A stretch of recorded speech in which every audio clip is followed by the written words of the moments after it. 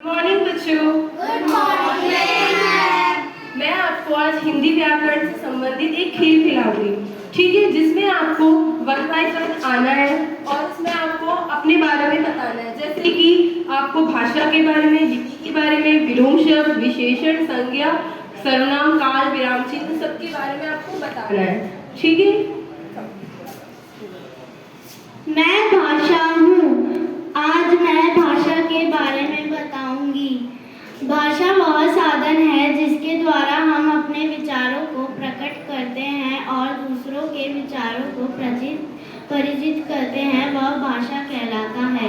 भाषा के 2 रूप होते हैं, लिखकर समझाना, मौखिक बोलकर समझाना। Very good. मैं लिपि हूँ। मैं आपको बताऊंगी कि लिपि क्या है। भाषा के लिए निर्धारित किए गए शब्दों को लिपि कहते हैं, जैसे हिंदी की देवनागरी, अंग्रेजी की Roman. Thank you. Very good. मैं विराम चिन्ह हूँ। मैं विलोम शब्द हूँ। मैं आपको विलोम शब्द के बारे में बताऊंगी, जैसे उठना, बैठना, सोना, जागना, हंसना, रोना। Thank you. Very good. मैं विशेषण हूँ। मैं अब आपको विशेषण की भाषा बताऊंगा। संज्ञा या सर्वनाम की विशेषता बताने वाले शब्दों को विशेषण कहते हैं। जैसे उदाहरण, राम सुंदर है। सुंदर उसकी विशेषता है। Very good.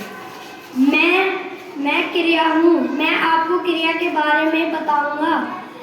जिस शब्द से किसी काम के करने या होने का पता चलता है उसे क्रिया कहते हैं, जैसे खाना, पीना, कूदना, भागना। Thank you. Very good. मैं संज्ञा हूँ। मैं आपको संज्ञा की परिभाषा बताता हूँ। किसी व्यक्ति, स्थान, भाव आदि के नाम को संज्ञा कहते हैं। Thank you.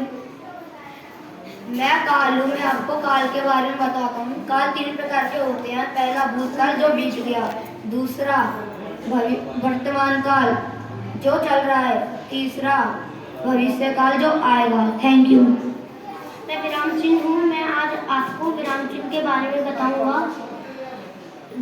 वाक्य के अर्थ को स्पष्ट करने के लिए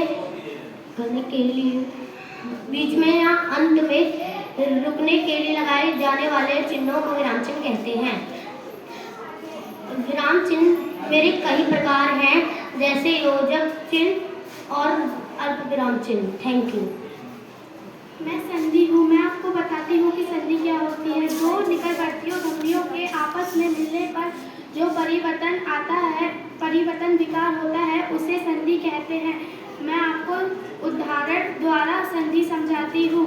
विद्या प्लस आल्य विद्यालय। Thank you.